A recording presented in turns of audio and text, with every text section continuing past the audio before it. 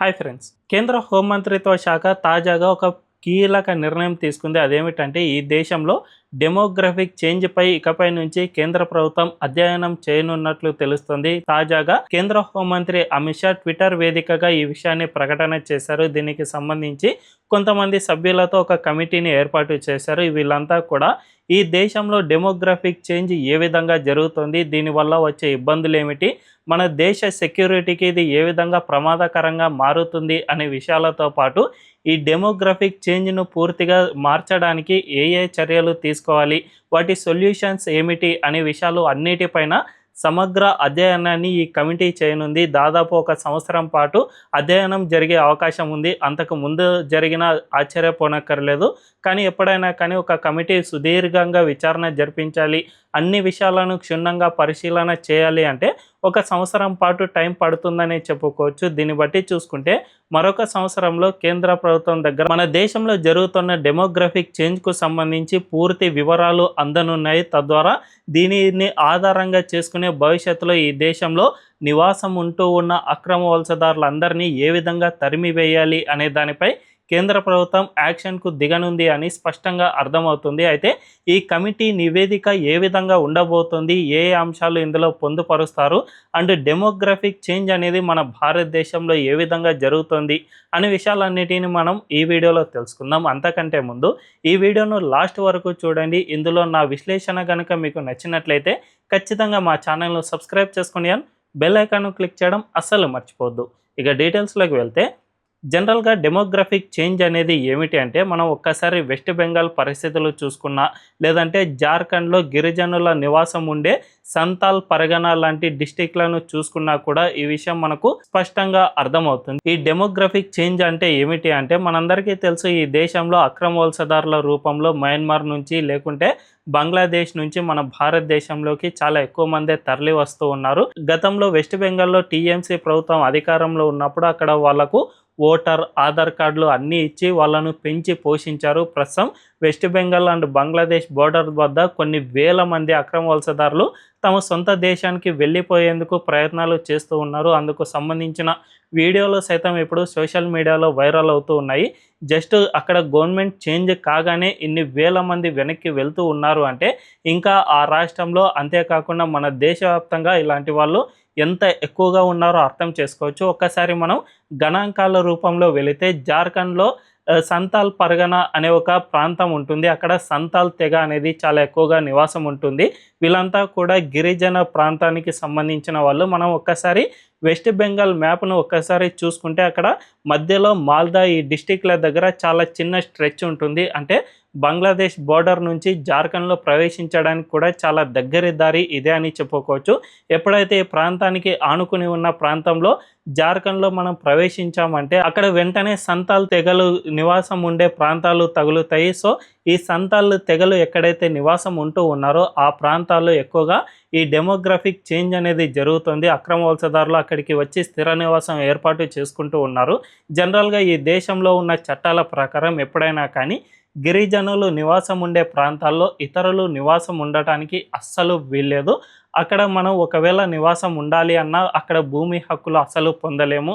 ఒకవేళ మనం అక్కడ ఏదైనా వ్యాపారం స్టార్ట్ చేయాలన్నా కూడా మన పేరిట భూమిని రిజిస్ట్రేషన్ చేసుకోలేము. ఎవరో గిరిజనులకు సంబంధించిన భూమిపైనే మనం వ్యాపారం అనేది చేసుకోవాల్సి ఉంటుంది. సో ఈ దేశంలో ఉన్న ఇతర వ్యక్తులకు కూడా గిరిజన ప్రాంతాలపై హక్కు అనేది అస్సలు ఉండదు. కానీ అక్రమ వలసదారులు ఎవరైతే ఉన్నారో వీళ్ళంతా కూడా మన భారతదేశంలోకి వచ్చి ఈ చట్టాలను సైతం అతిక్రమిస్తూ అక్కడ స్థిర నివాసం ఏర్పాటు చేసుకుంటూ ఉన్నారు. అది ఎలాగంటే ఈ సంతాలు గిరిజనులు ఎవరైతే ఉంటారో ఆ గిరిజన మహిళలను బంగ్లాదేశ్ నుంచి వచ్చిన అక్రమ వలసదారులు పెళ్లి చేసుకుంటూ ఉన్నారు. తద్వారా వాళ్ళు అక్కడ స్థిర నివాసం ఏర్పాటు చేసుకుంటూ ఉన్నారు. ఇది భారీగా డెమోగ్రఫిక్ చేంజ్కు దారి తీస్తుంది. మనం ఒక్కసారి జార్ఖండ్లో జరిగిన ఎన్నికల ప్రచారాన్ని పరిశీలన చేస్తే ఏకంగా కేంద్ర హోంమంత్రి అమిత్ షానే దీనిపై స్పష్టంగా మాట్లాడారు.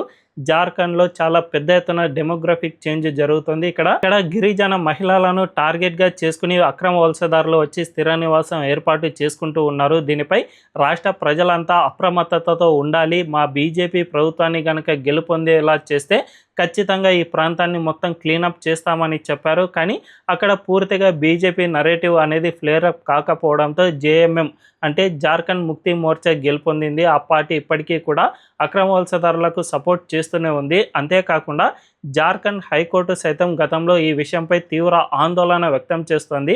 నిజానికి జార్ఖండ్లోని జనాభా లెక్కలను మనం ఒక్కసారి పరిశీలన చేస్తే 1951లో ఆ రాష్ట్ర జనాభాలో 41% గిరిజన తెగలు ఉండేవి. కానీ 2011కు వచ్చేసరికి అక్కడ గిరిజన జనాభా ఏకంగా 28%కు పడిపోయింది. అంటే ఖచ్చితంగా డెమోగ్రఫిక్ చేంజ్ అనేది చాలా ఎక్కువగా జరుగుతుంది. అదే సమయంలో అస్సాంలో కూడా ఇదే విధంగానే జరుగుతుంది. అస్సాం సీఎం హిమంత బిశ్వ శర్మ ఈ విషయంపై పదే పదే రాష్ట్ర ప్రజలను హెచ్చరికలు చేస్తూనే వస్తూ ఉన్నారు. ఇక్కడ భారీగా డెమోగ్రఫిక్ చేంజ్ జరుగుతుంది. బంగ్లాదేశ్ నుంచి వచ్చిన మియా ముస్లింలు ఎవరైతే ఉన్నారో వాళ్ళు మీ ప్రాంతాలను ఆక్రమించుకుంటూ ఉన్నారు. కాబట్టి ఖచ్చితంగా ఇక్కడి రాష్ట్ర ప్రజలు కాంగ్రెస్కు వ్యతిరేకంగా ఓటు వేయండి అని తన పార్టీని గెలుపొందేలా చేస్తూ వస్తూ ఉన్నారు. ఇప్పటికీ ఆ మియా ముస్లింలను ఆ ప్రాంతం నుంచి తరిమి కొట్టేందుకు ప్రయత్నాలు చేస్తూ ఉన్నా కూడా అది పెద్ద ఎత్తున సాగడం లేదు. ఈ అస్సాంలో జనాభా లెక్కలను పరిశీలన చేసినా కూడా 1951లో అస్సాంలో ముస్లింల జనాభా 12% మాత్రమే ఉంటే అది 2011కు వచ్చేసరికి 35 to 40%కు చేరుకుంది అని హిమంత బిశ్వ శర్మ సైతం తేల్చి చెప్పేశారు. ఇప్పటికిప్పుడు మనం జనాభా లెక్కలు తీసినా కూడా ఈ రాష్ట్రంలో ముస్లింల సంఖ్య గణనీయంగా పెరిగిపోయింది. ఇది స్థానిక ముస్లింలు కాదు, బంగ్లాదేశ్ నుంచి ఎవరైతే అక్రమంగా వలస వచ్చారో వాళ్ళ జనాభానే తమ రాష్ట్రంలో ఎక్కువగా ఉంది అని ఆయన తేల్చి చెప్పేశారు. ఈ రెండు రాష్ట్రాలు లేదంటే వెస్ట్ బెంగాల్ మాత్రమే కాదు, మన భారతదేశ వ్యాప్తంగా ఇదే జరుగుతుంది. వీళ్ళంతా కూడా ముందుగా ఒక ప్రాంతానికి కొంతమంది వ్యక్తులు వచ్చి స్థిర నివాసం ఏర్పాటు చేసుకుంటారు. ఆ ప్రాంతంలో వీళ్ళు మెల్లిమెల్లిగా పెనట్రేట్ అవుతూ వస్తూ ఉంటారు. ఇది కొన్ని సంవత్సరాల టైం సైతం పట్టదు. జస్ట్ ఒక 6 నెలలు లేదంటే ఒక సంవత్సరం అంటేనే వీళ్ళు చాలా ఎక్కువ. అంత తొందరగా వీళ్ళు ఒక ప్రాంతంలో స్థిర నివాసం ఏర్పాటు చేసుకుంటారు. ఆ తర్వాత ఆ ప్రాంతం అంతా తమ ఆధీనంలోకి వస్తుంది అని గుర్తించగానే తమ వాళ్ళను మరింత ఎక్కువగా అక్కడికి పిలిపిస్తారు. ఒక 50 లేదంటే 100 మంది ఒక ప్రాంతంలో కనుక పెనట్రేట్ కాగలిగారు అంటే ఖచ్చితంగా ఆ ప్రాంతంలో ఇతరులను నివాసం ఉండనివ్వకుండా చేస్తారు. అక్కడ హిందువులు కానీ, క్రైస్తవులు కానీ, బౌద్ధులు, జైనులు ఇలా ఏ మతం వారైనా సరే వాళ్ళు అస్సలు చూడరు. వాళ్ళను తీవ్ర ఇబ్బందులకు గురి చేసే ప్రయత్నం చేస్తూ ఉంటారు. వాళ్ళ ఇళ్ళ ముందు ఏదేదో చెత్త వేయడం, లేకపోతే చిన్న చిన్న ఇష్యూస్ అనేవి క్రియేట్ చేస్తూ ఉంటారు. చివరికి పార్కింగ్ ప్లేస్ సైతం పెద్ద ఇష్యూగానే వీళ్ళు చూస్తూ ఉంటారు. మనం ఒక్కసారి ఢిల్లీలోని ఉత్తమ్ నగర్ ఇన్సిడెంట్ను చూస్తూ ఉంటే అది స్పష్టంగా అర్థమవుతుంది. ఆ సమయంలో హోలీ జరుగుతున్న సమయం అది. అక్కడ ఈ తరుణ్ అనే ఒక వ్యక్తికి సంబంధించిన ఇంట్లో నుంచి ఒక చిన్న పిల్ల అంటే 11 ఏళ్ల బాలిక, ఐ థింక్ ఆ బాలిక జనరల్గా హోలీ సమయంలో బెలూన్లో నీళ్లు నింపి ఒకరిపై ఒకరు విసురుకుంటూ ఉంటారు కదా, ఆ విధంగా 3rd ఫ్లోర్లో వీళ్ళంతా కూడా ఆట ఆడుకుంటూ ఉన్నారు. ఆ తర్వాత ఆమె ఆ బెలూన్ను తీసుకుని ఇలా విసరగానే ఆ 3rd ఫ్లోర్ నుంచి కింద పడింది. ఆ కిందనే ఒక ముస్లిం మహిళ నిలబడి ఉంది. ఆమెపై ఆ బెలూన్ పడగానే వాళ్ళంతా కూడా ఏక మొత్తంలో ఆ ఇంటిపై వచ్చి దాడి చేసి తరుణ్ అనే వ్యక్తిని కొట్టి చంపేశారు. ఇదే విధంగానే ఈ అక్రమ వలసదారులు సైతం చేస్తూ ఉంటారు. వీళ్ళు ఏ ప్రాంతంలో అయితే పెనట్రేట్ అయ్యారో ఆ ప్రాంతంలో ఇతరులను ఏ ఒక్కరిని బతకనివ్వరు. అంతేకాకుండా లోకల్ మార్కెట్లు అవి ఉంటాయి కదా, ఆ మార్కెట్లలో సైతం ఇదే విధంగానే వీళ్ళు ఆర్థిక పరమైన విధానాలను అవలంబిస్తూ ఉంటారు. ఫస్ట్ ఒక షాపును వీళ్ళు కొనుగోలు చేస్తారు. ఆ తర్వాత పక్కన ఉన్న వాటన్నిటిని మెల్లిమెల్లిగా ఆక్రమణ చేసుకుంటూ ఉంటారు. జనరల్గా మనం ఒక్కసారి మార్కెట్లను పరిశీలన చేస్తే అన్నీ కూడా షాపులు అనేటివి ఉండవు. ఒక షాప్ ఉంటుంది, పక్కన ఒక ఖాళీ స్థలం ఉంటే ఆ ఖాళీ స్థలంలో కింద ఒక గోనె సంచులు అవి ఇవి వేసుకుని కొంతమంది కూరగాయలు అవి ఇవి అమ్ముకుంటూ ఉంటారు కదా. సో ఫస్ట్ ఒక షాపును వీళ్ళు క్యాప్చర్ చేసేస్తారు. ఆ తర్వాత పక్కనే ఉన్న స్థలం మాది, ఈ కూరగాయలు అమ్ముకునే వాళ్ళు ఇక్కడ ఉండవద్దు అనే విధంగా గొడవలు సృష్టించడం, చిన్న చిన్న ఇష్యూస్ క్రియేట్ చేయడం.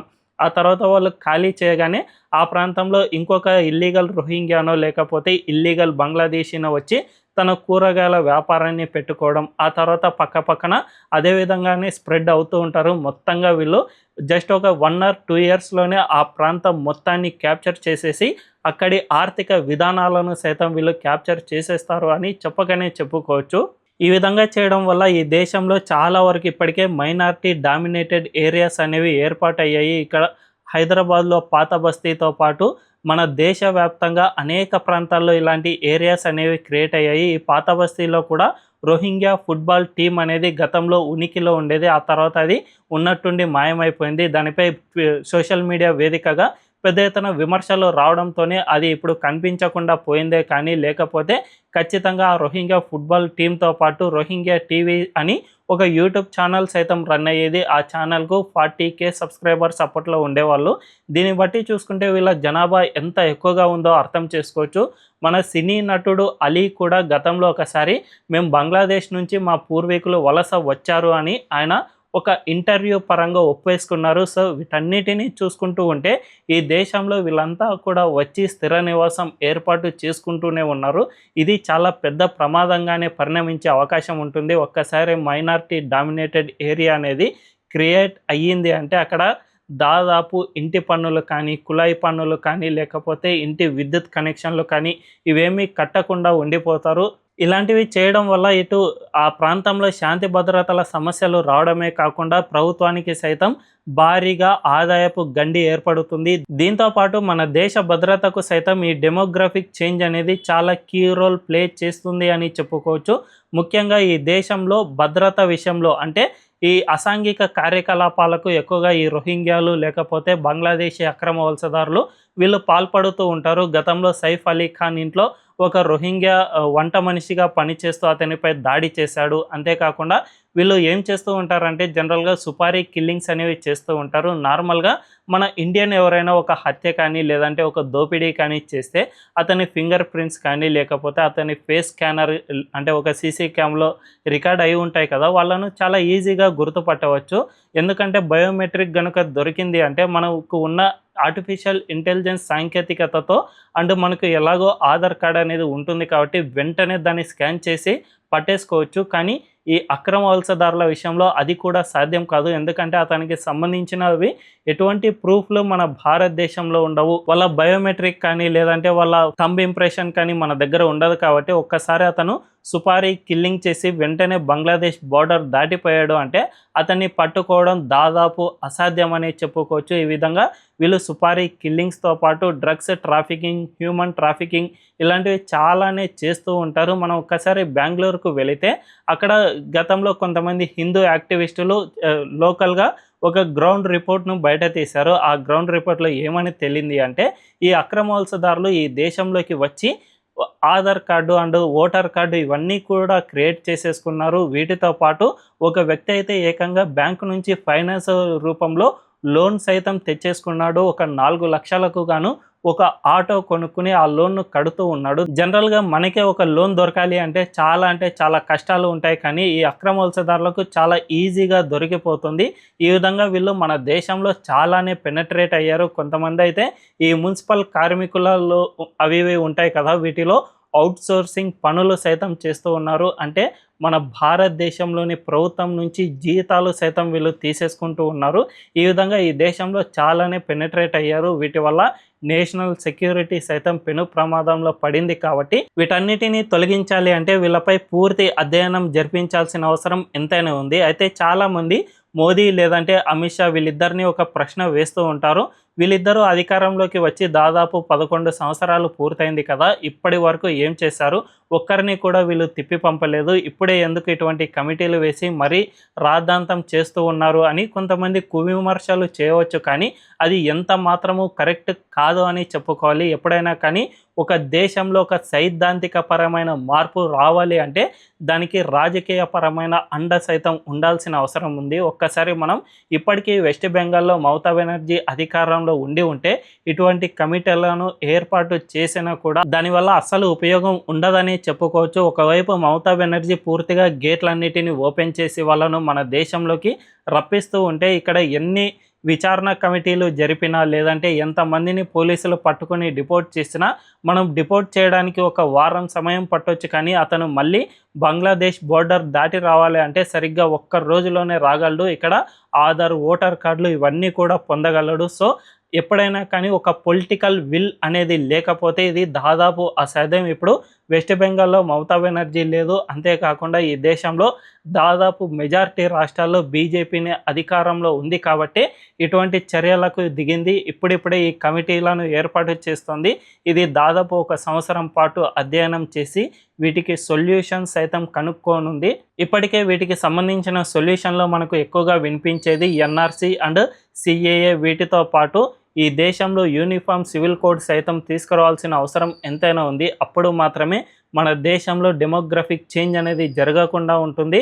ముస్లింల జనాభా అమాంతం పెరిగిపోకుండా వాళ్ళను కంట్రోల్ చేయడానికి సైతం వీలుంటుంది. ఒక అక్రమ వలసదారుడు మన దేశంలోకి వచ్చి ఆధార్ కార్డు కనుక పొందితే అతను ఏకంగా 4 భార్యలతో పాటు ఒక 20-30 మంది పిల్లలను సైతం కనే పరిస్థితుల్లో ఇప్పుడు ఉన్నాడు. కాబట్టి ఖచ్చితంగా ఈ 3 చట్టాలన్నీ కూడా మన భారతదేశంలో అమలవుతాయి. అండ్ ఈ విచారణ కనుక పూర్తి అయితే ఖచ్చితంగా ఈ దేశంలో డెమోగ్రఫిక్ చేంజ్ను పూర్తిగా అణిచివేయచ్చు అని చెప్పకనే చెప్పుకోవచ్చు. మరి ఈ విశ్లేషణపై మీ అభిప్రాయం ఏంటో కామెంట్ల రూపంలో తెలియజేయండి. అండ్ ఈ వీడియో కనుక మీకు నచ్చినట్లయితే ఖచ్చితంగా మా ఛానల్ను సబ్స్క్రైబ్ చేసుకోండి. అండ్ బెల్ ఐకాన్ను క్లిక్ చేయడం అస్సలు మర్చిపోవద్దు. Thank you.